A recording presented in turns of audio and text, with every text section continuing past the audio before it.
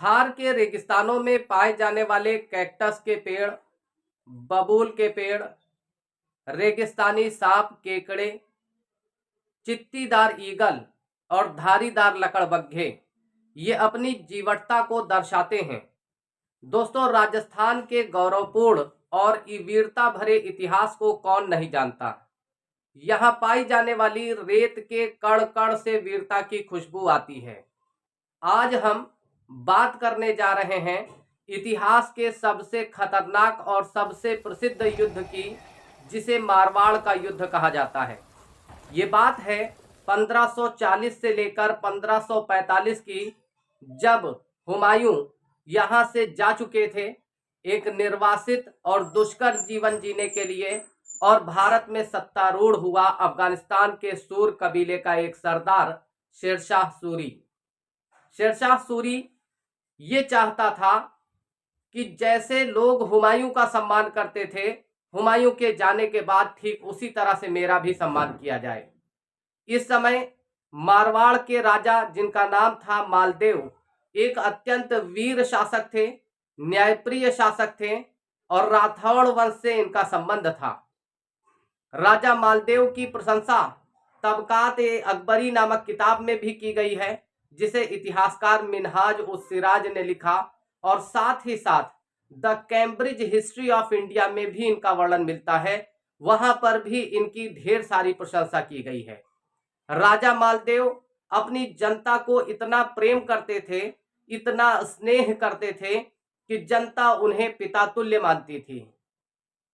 जब शेरशाह सूरी को यह समाचार मिला कि उससे अधिक सम्मान लोग राजा मालदेव का करते हैं, तो वो मन ही मन में राजा मालदेव से ईर्ष्या करने लग गया।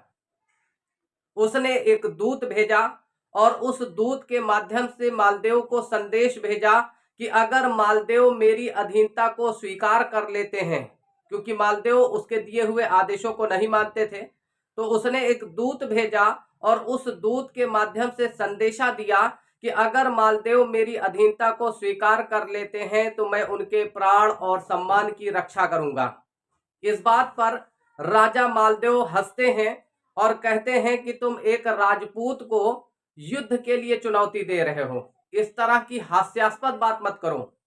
राजा मालदेव के दो सेनापति, जिनमें एक का नाम जैता था और दूसरे का कुंभा, जैता और कुंभा राजा मालदेव के दो तीर थे, राजा मालदेव के दो सहायक थे, जो हर दशा में अपने राजा के साथ खड़े रहते थे। और ये बात राजा मालदेव को भली भांति पता थी कि जब तक मेरे पास ऐसे स्वामी भक्त सेनापति हैं, हिंदुस्तान का साम्राज्य मेरा कुछ नहीं कर सकता। शेरशाह सूरी जब ये सुनता है कि राजा मालदेव ने मेरी अधीनता स्वीकारने से इनकार कर दिया है, तो वो 80,000 की बड़ी सेना लेकर युद्ध क्षेत्र के लिए चल पड़ता है। दोनों की सेनाएं, इधर मालदेव को भी ये समाचार मिलता है और मालदेव अपनी 12,000 की सेना लेकर पहुंचते हैं। भल नाम के मैदान में दोनों की सेनाओं का आमना सामना होता है। शेरशाह सूरी भले 80,000 की सेना लेकर आया था, लेकिन उसके मन में ये भय था कि अगर पूरी राजपूत सेना एक साथ लड़ गई तो ये मेरे लिए बड़ी समस्या पैदा कर सकते हैं। इसीलिए शेरशाह सूरी ने एक जाली पत्र, एक पत्र लिखा, उसे तीर के नोक पर रखा और उसे राजा मालदेव के शिविर में मार दिया। ये तीर जाकर गिरता है और वो पत्र लिखा गया था जैता के द्वारा और कुंभा के नाम पर। यानी लिखा तो शेरशाह सूरी ने है, लेकिन नाम उसने जैता के नाम से लिखा है और कुंभा को। उसमें लिखा हुआ था कि राजा मालदेव अपनी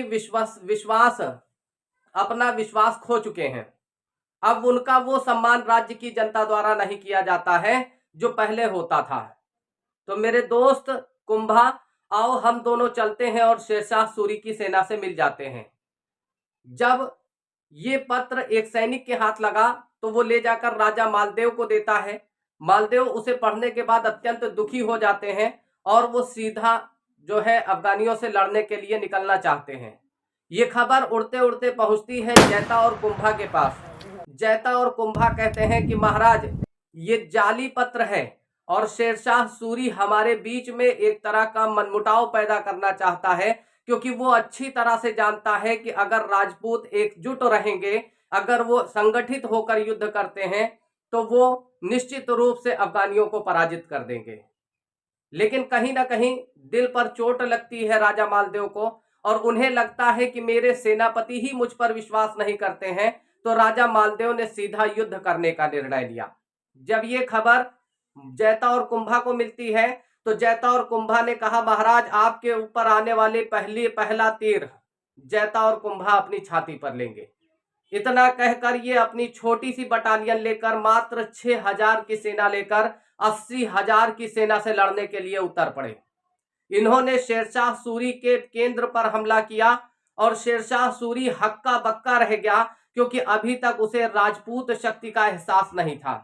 दोस्तों, इस युद्ध में जैता और कुंभा आंधी की तरह लड़ते हैं, और कहा जाता है कि शेरशाह सूरी की 80,000 की सेना को जैता और कुंभा की 6,000 की सेना ने हरा दिया था। लेकिन यह युद्ध शेरशाह सूरी लगभग हार चुका था, जैता और कुंभा लगभग जीत चुके थे। लेकिन तभी शेरशाह सूरी ने और सैनिकों को बुलवा लिया, और कुल मिलाकर जैता और कुंभा वीरगति को प्राप्त हुए। तब राजा मालदेव को अपनी भूल, अपनी गलती का एहसास होता है। वो बहुत पछताते हैं, लेकिन तब तक काफी ज्यादा देर हो चुकी थी। जैता और कुंभा युद्ध में वीर गति को जरूर प्राप्त हुए थे, लेकिन उन्होंने शेरशाह सूरी को नाको चने चबवा दिए थे। शेरशाह सूरी इस बात को खुद कहता है, उसने कहा कि मैंने मुट्ठी भर बाजरे के लिए, यानी एक छोटे से एक मुट्ठी बाजरे के लिए, मैंने मुट्ठी भर बाजरे के लिए सारे हिंदुस्तान का साम्राज्य दांव पर लगा दिया था। यह स्टेटमेंट आज भी परीक्षाओं में पूछा जाता है।